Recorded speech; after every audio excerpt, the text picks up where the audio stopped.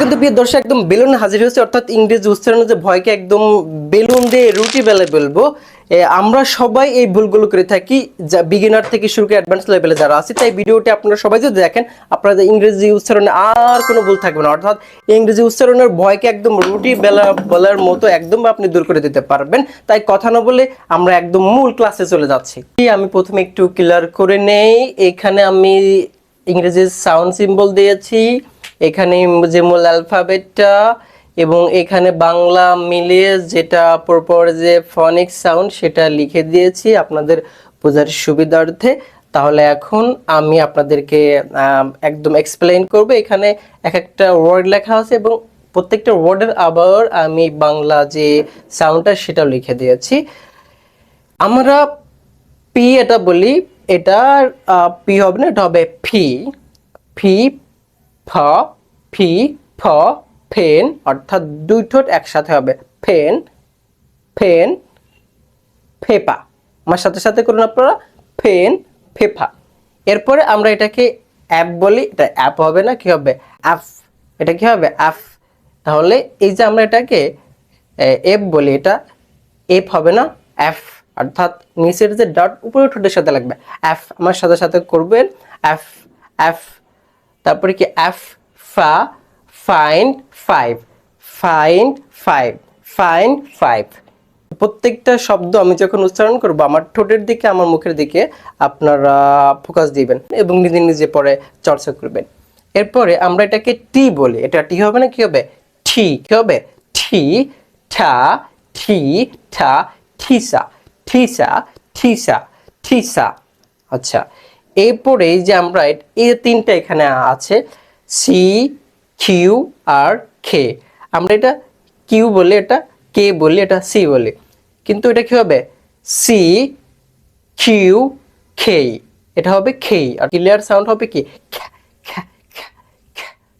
একটু জোর দিয়ে দেখেন খ্যাট কুইন খাইট। খয়ের মতো হবে, সাউন্ড হবে। তাহলে কি এটার সাউন্ডটা যে অ্যালফাবেটের যে উচ্চারণটা হবে খেই, কিন্তু সাউন্ডটা হবে কি দেখেন প্রত্যেকটা খয়ের মতো হবে খ্যাট কুইন খাইট, আবার খ্যাট কুইন খাইট। তাহলে এই যে সি কিউ এবং খেই সবগুলো উচ্চারণ খয়ের মতো হবে।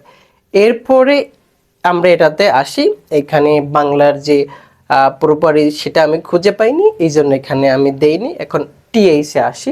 দেখেন টিএইচ থাকলে আবার কখনো থয়ের মতো হচ্ছে, কখনো দয়ের মতো হচ্ছে, একটু খেয়াল করতে হবে এখানে অবশ্যই।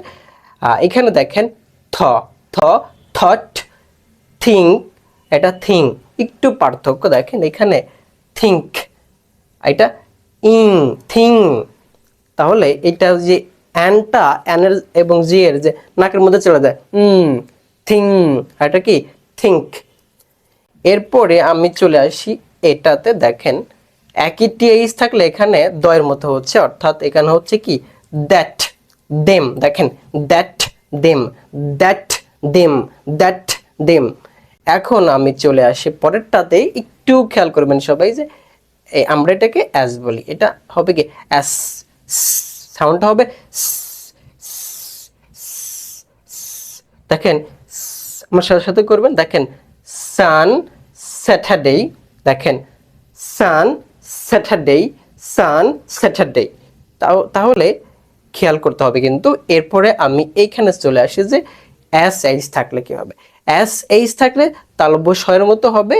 এই যে ফনিক সাউন্ড সিম্বল, এটা আপনারা যখন ডিকশনারিতে সার্চ করবেন তখন দেখবেন, বা যে বইগুলো আছে সেখানে দেখবেন যে ফনেটিক সাউন্ড এটা দেওয়া আছে। এখানে হবে কি দেখেন যে এখানে একটু লং ভায়েল, এখানে শর্ট ভায়েল। এখানে দেখেন কি হবে তালব্য শ্বাসের মতো হবে শিপ শিপ। দেখেন এটা একটু এটা শর্ট ভায়েল, এই জন্য কি হবে শিপ শিপ, অর্থাৎ এখানে এক আলিফ টান, এখানে দুই আলিফ টান। আমি মনে করি আজকের ক্লাসটা সবার জন্য খুবই খুবই গুরুত্বপূর্ণ ছিল, এবং আপনারা যারা আজকের ক্লাসটি করেছেন কেমন হয়েছে কমেন্টে জানাবেন। ইনশাল্লাহ পরবর্তী ক্লাসে আরো ভালো কিছু থাকবে।